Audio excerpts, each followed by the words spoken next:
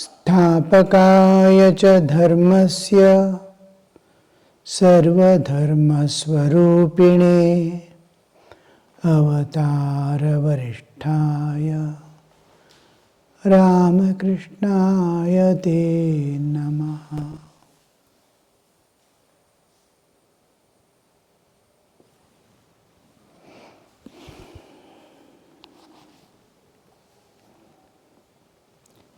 The evening worship in temples was over. Sri Ramakrishna was again seated in his room with them. M had been visiting the Master for past 2 years and had received his grace and blessings. He is one of the Leela Sahachara. M is a Leela Sahachara, an important character in the Master's, among the Master's disciples. It is because of him that we have been able to get so much of direct information which otherwise we would not have been able to get. The whole world shall remain ever indebted to this person for having given us this gospel of Sri Ramakrishna. First-hand information and words of the Master as they are. So, and he was endowed, like Sanjaya was given in Mahabharata. Vyasa gives him Divya Chakshu to witness the whole Mahabharata war and report to the king. Similarly, this person was endowed with as is recording power, by which once he listens and sees, he remembers. It is imprinted on his mind. He can go and rewrite the whole scene, one after the other. That gift he utilized and he gave us the gospel of Sri Ramakrishna. From last 2 years, he has been visiting, had received his grace and blessings. He had been told that God was both with form and without form, that he assumed forms for the sake of his devotees. To the worshipper of the formless God, the Master said, "Hold to your conviction."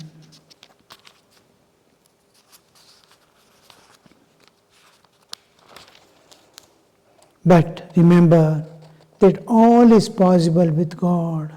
He has form, again, he is formless. He can be many things more. Here, the Advaitins are a kind of understanding that God is formless alone. The world of duality is Maya. You are seeing which is not there, just like a mirage in desert, just like some dream which you experience, but it is not real. Like this world is also unreal. And when the whole world itself is unreal, where is the question of God with form? He is one formless ocean. That is their contention. So Sri Ramakrishna is correcting there. You hold on to the Advaita, but never limit God to Advaita, because limited thing cannot be a God. He is without form, but accept this, that he can have he can be with form, he can manifest form also. This understanding, Sri Ramakrishna, how he is to transform, how he is to guide all type of people. M. Yes, sir. Master to M. you have accepted an ideal, that of God without form. Is not that so? Yes, sir.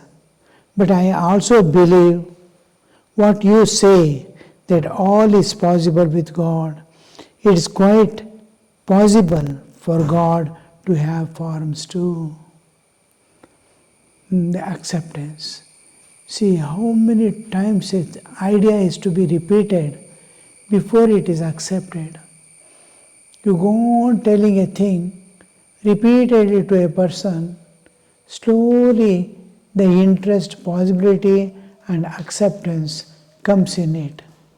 How beautiful way of, even in Upanishads and all, you see how many times they repeat the same idea in different forms. Even the Advaitic concept of the Upanishads, one ultimate reality, Ekam Sat Vipra Bahuda Vadanti. That Ekam Sat, the one reality without a Advaita, Advitiya, all this one without second. That concept is accept, but don't limit God to that alone. He can be. All is possible with God. It's quite possible for God to have forms. Master, good. Remember further that as consciousness, He pervades the entire universe of the living and non-living beings. The good, He is telling God can be with form, without form also. That also I accept. M is telling, for that Master is telling, good. Remember further that as consciousness, as Chaitanya, He pervades the entire universe of the living beings, living and the non-living. Chetana and Jada, Chid Jada, both are pervaded by that consciousness. See, pervasion, when we say, it is like a chalk dipped in water. So it has absorbed the water and water is pervading it. And apart from this pervasion we call in Sanskrit as the Sutratman, one who is like thread through the beads. He pervades the whole universe, pervasion. Another thing is God resides in the heart of the jivas as Antaryamin, the indweller. The pervasion gives the existence. Indweller means where the jiva is there is the Ishvara also. They go together always. So, the moment Jivatva comes into picture, the Ishvara also remains there in the heart of the Jiva as pure Shuddha Chaitanya consciousness. This is what we call the Antaryami, the indweller. Jiva means always Shiva is there with it. Jiva is Maya. And Maya, wherever there is Maya Adhisha. So, the Jiva always goes to Chaitanya, the Maya Adhisha. Remember that Chaitanya pervades the entire universe of the living and non-living. I think of Him as consciousness in conscious beings. He is Chaitana in the Chaitanya. Or the he refers to the living beings where consciousness can be inferred. We won't be able to see consciousness. We can experience consciousness because when the subject-object relationship dissolves, there is one, and that is the Chaitanya. So Chaitanya cannot be seen through the senses, cannot be conceived through the mind, it cannot be understood through the intellect, because all these mind, senses, intellect need subject-object relationship. I see, I think, I discern, I cognize. The subject-object is there. But in Chaitanya, there is no subject-object. When subject-object dissolves, the Chaitanya shines forth. So, I and you relationship won't be there. I think of him as the consciousness in conscious being. The maximum, all objects we see, perceive, hear, understand, imagine also, are all, whatever exists has Chaitanya in it. But we cannot see. Now I am sitting on a chair. The Chaitanya, the consciousness in it, we cannot see. We can see the matter, but not consciousness. In consciousness, in conscious beings also, you cannot see consciousness, but you can infer. Inference is possible. Yatra yatra dhuma, tatra tatra vanni. Wherever there is smoke, there is fire. So this, where there is wetness, there is water. So these things are anumana. We don't see fire, but we can infer fire. We cannot see the humidity, but we can infer the humidity. Like that. Many things we infer. The consciousness is inferred in living beings. That we cannot even understand there is a consciousness. We cannot accept also this chair to be a conscious entity, to be pervaded and existing in consciousness as it is Sat Chit Ananda. Sat alone is expressed. Chit is hidden. Chit is inexpressed. In Jiva, Chit also is expressed. Sat Chit Ananda. Master, stick to that ideal now. There is no need of tearing down and changing one's attitude, bhavana, because Sri Ramakrishna is telling this. There is no use of tearing away from the ideal. What is your innermost soul telling is your bhavana. It comes to mind later on. The mind is an external thing. Bhavana is your inner apartments. So inner, if you know bhavana, what is the need of bhavana is what heart is speaking. It says, yes, God is with form. God is without form. It has accepted and is expressing. It is feeling. So when you feel that way, hold on to that and somehow attain and finish off. Then you will know everything else. Once you realize God, He will tell you what He is. The rest. There is no need of tearing down and changing one's attitude. Attitude is bhavana, pertaining to heart.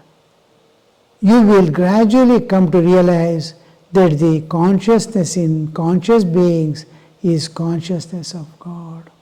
You see,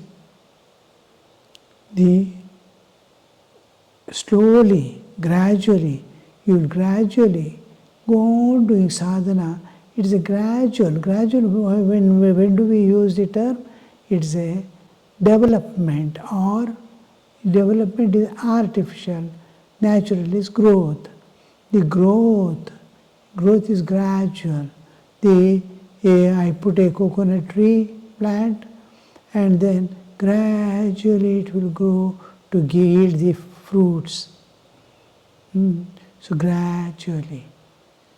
Now I put paddy or wheat, within 3 days it germinates and it grows very fast. Within 3 months it gives the crop. So it is fast. Though it is the period time taken is short, time taken is long. Both are gradual. This gradualness in paddy is very fast. Their gradualness is very slow, some places. So gradually means you will definitely, but sometime, according to your efforts, according to the intensity with which you are feeling, it will give the fruit. Gradually, it will make you realize that consciousness in conscious beings is consciousness of God. The consciousness is one, always.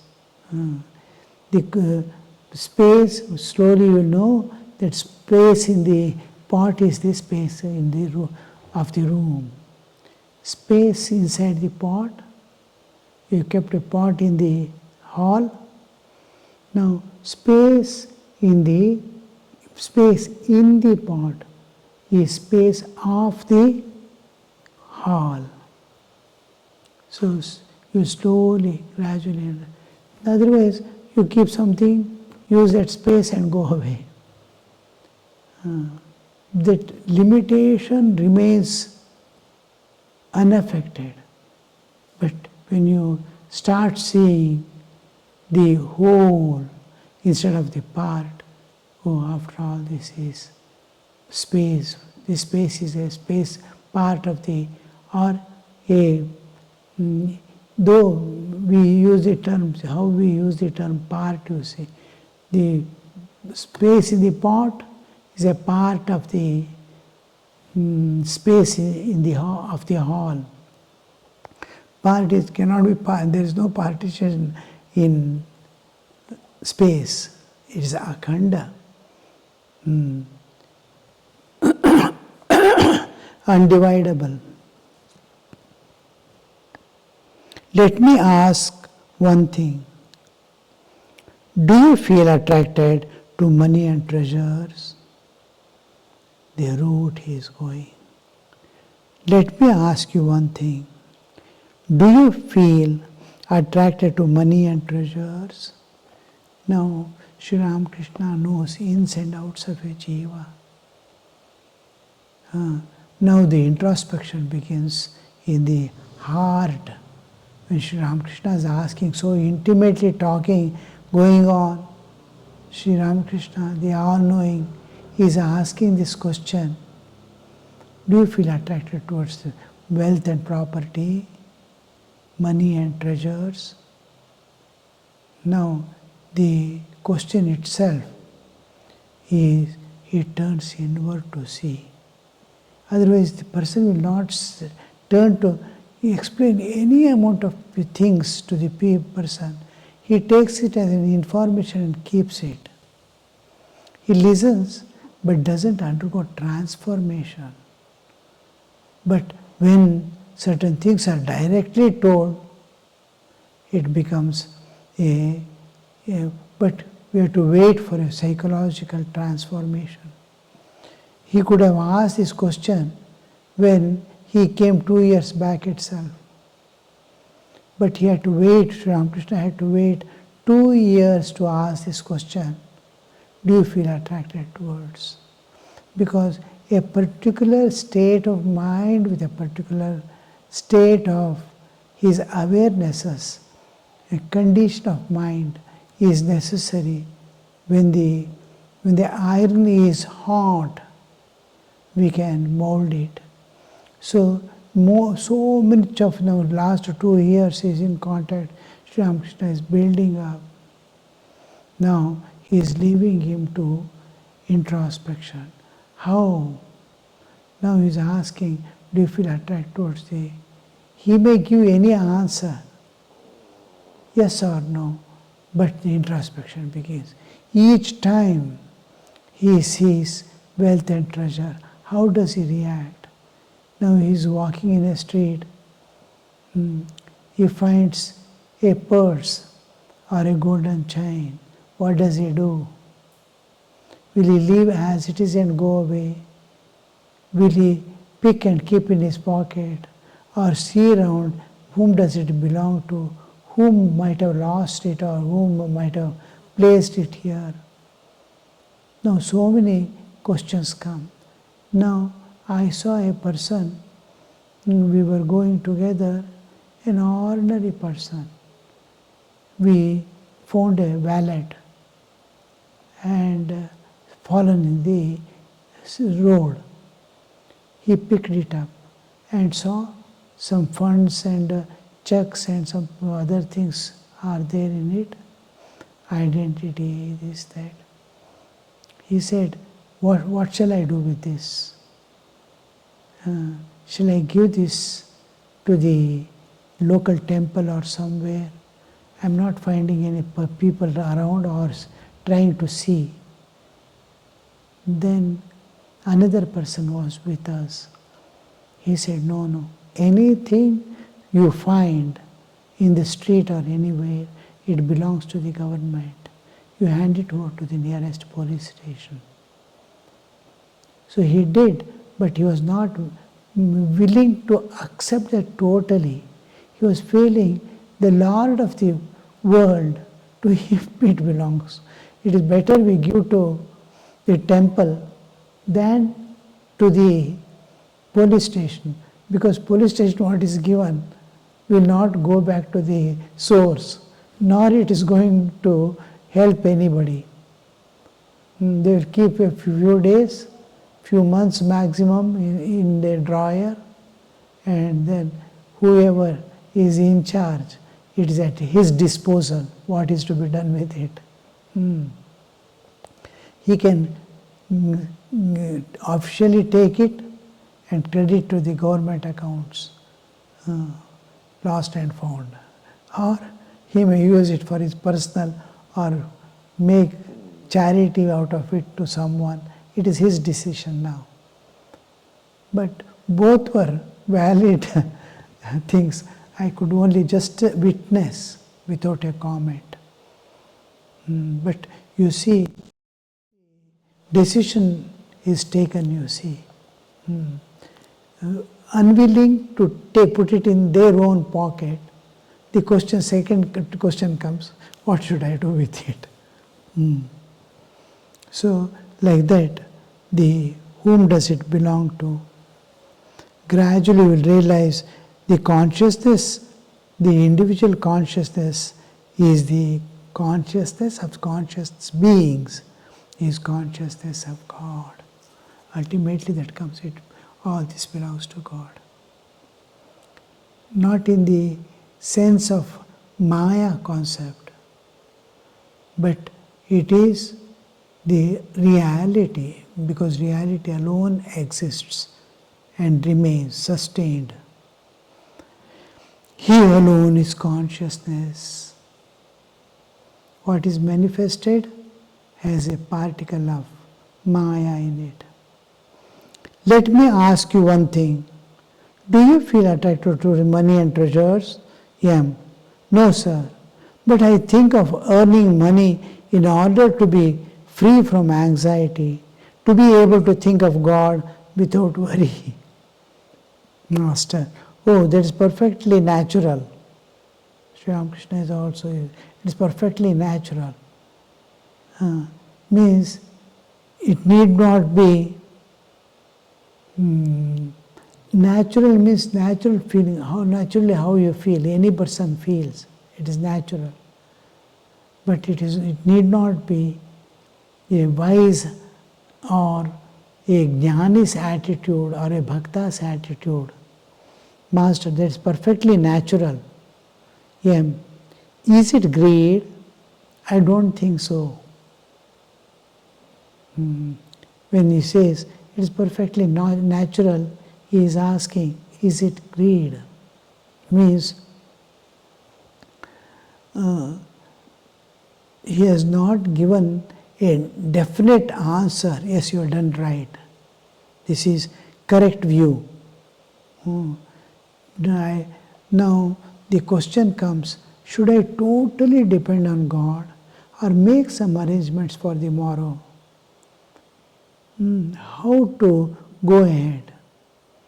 Because everywhere I am exercising Purusha Prayatna.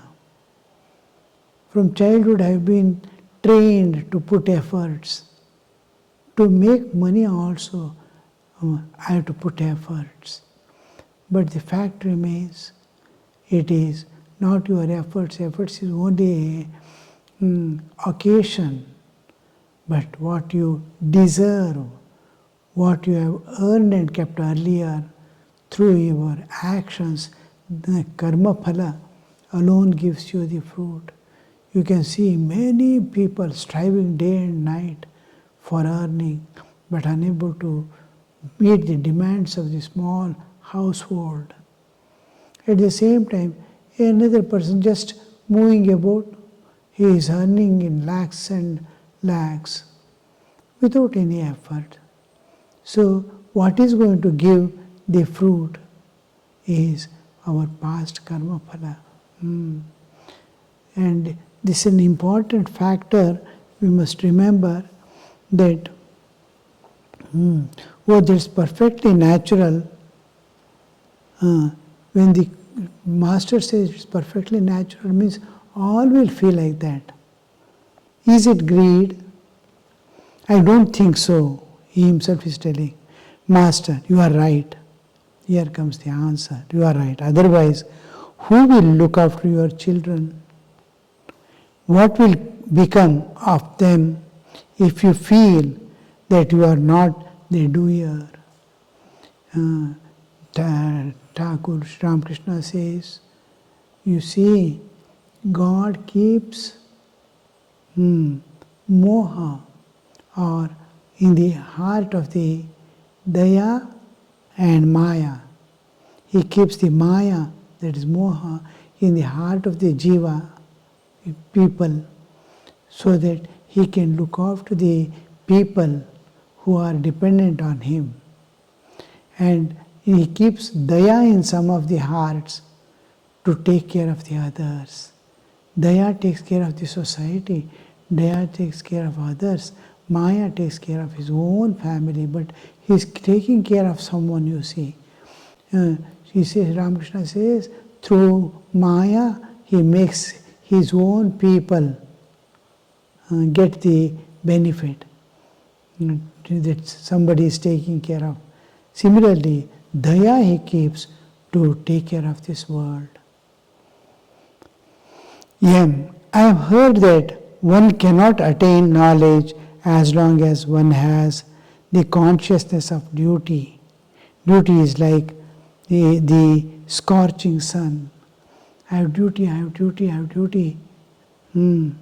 So this duty is going to be an hindrance in the spiritual life. That's what he has heard. He says, Master, keep your present attitude. It will be different when when the consciousness of duty drops away by itself. One day, a day comes when the everything, all our present thoughts drop off, either by transformation or by growth or by being unsuccessful in that path. I have not been able to succeed. Oh, this is wrong. It drops off. If I am the successful, what I have to attain, I have attained, drops off.